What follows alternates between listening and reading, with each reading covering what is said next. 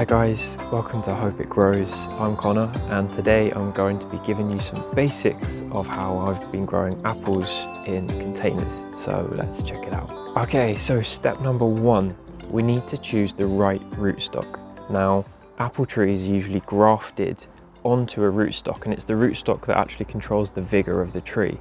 So we don't want anything that's too vigorous to be going into containers because we can't just keep up-potting it. The container would just get bigger and bigger and bigger. But we also don't want something that's not vigorous at all, the least vigorous rootstocks, because putting an apple tree in a pot, it already restricts that growth of the tree. So we want to go somewhere in the middle, and for me, I would use something like M26 rootstock, maybe M9. I think they're probably the best to go for. Step number two, we need to be choosing the right variety of apple. And this is for two different reasons actually. The first is pollination, and the second is about it being adapted to your local climate. In terms of pollination, usually apples need cross-pollination to produce fruit. But if you can only have one tree, one variety, then you need to be choosing a self-fertile variety. And examples are Egremont Russet, Braeburn and Falstaff. Or an alternative, and this is what I've actually done, I have one tree here, but it actually has 5 different varieties grafted onto it, and it's called a family grafted apple tree. This just means that because you've got all these different varieties, they cross-pollinate really easily and they're more likely to produce fruit. You could also have 2 or more separate trees, and the only thing to really watch out for with that is that you're choosing varieties that are in the same flowering group. So apples have these things called flowering groups, and essentially it just means when the blossom is sort of ready. If you have, say, an apple variety, you need to choose a pollination partner that is in the same flowering group or one of the adjacent flowering groups. So if we had Egremont Russet, it's in flowering group 2. That means that it can be pollinated by apples that are in flowering group 1, 2 or 3. So hopefully that clears a little bit up about that. The second aspect of choosing the right variety of apple is choosing a variety that's best adapted to your local climate.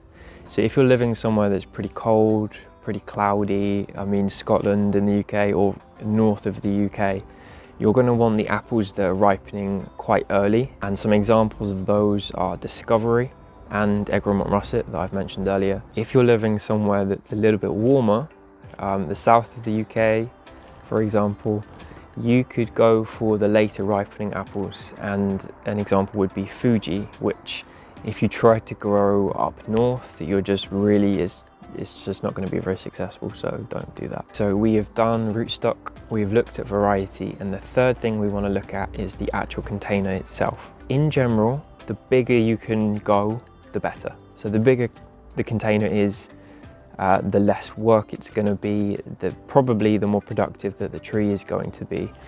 But it doesn't mean that you can't grow apples in smaller containers. As you can see, I'm growing this apple tree which has maybe like 12 apples on it, good size, full size apples.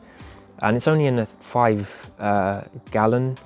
gallon, 30 litre pot. The other thing to consider with containers is just maybe avoiding terracotta containers, and that's just because they dry out a lot more quickly. The terracotta sort of wicks away the moisture, and you're going to have to water quite often, especially in the hot summer months. Step number 4. So now we've looked at our container, we need to decide what to actually fill it with. The go-to for me is always a John and his number 3 mix. And this is a loam-based compost, or it's sometimes called a soil-based compost. And that's because it's largely made up of the components of soil, which are sand, silt and clay. The reason for going for something like this is that it's a very stable soil and it won't break down massively over time.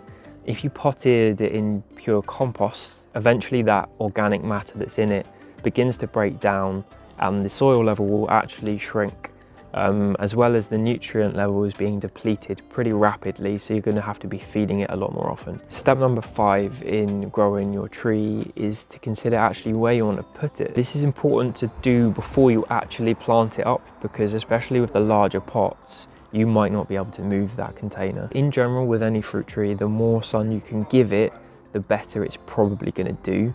But having said that, you don't need to have perfect conditions to plant an apple tree. Even if it's in quite a lot of shade throughout the day, apples tend to do fairly well in our kind of climates.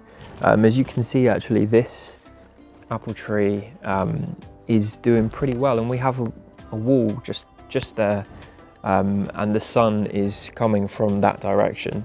So actually, this part of the tree doesn't get much sun at all until maybe like 4 or 5 o'clock. But it's still produced really well for us.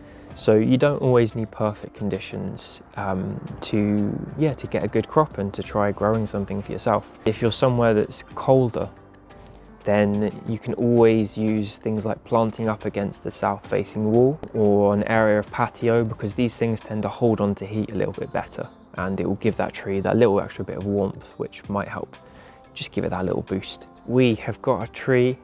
It's in the pot, it's in the right soil, we've got it in the right place. So from then on, it's just about care, really. One of the biggest drawbacks of growing in containers is actually that you have to water a lot more frequently. This tree in particular, during the hottest days in sort of August, I was having to water it every day. Just a few more aspects of care then. I usually mulch my fruit trees just with like wood chips, or you can get wood bark mulch, things like that. And that actually just helps keep that water in, and that mulch does break down over time to release nutrients for the tree. You can always as well just give it a complementary food. People have their own recipes and things like that of how to fertilize fruit trees, so I'm not going to go into too much detail. And there's another aspect to care, which is pruning, which it kind of deserves its own video. But in general, you prune apple trees in the winter when they're dormant, so when the leaves have all dropped. You want to be pruning out anything that's dead, anything that looks damaged or diseased. You also want to try and prune out branches so that they're not crossing over or rubbing, because that will damage the tree. You want to just keep the center sort of open. You want to keep the tree fairly open. You don't want it too congested with branches growing all in on each other. So that is my guide to growing apples in containers. That's how I do it. And yeah, I hope some of that information was relevant to you, and hopefully it helps you.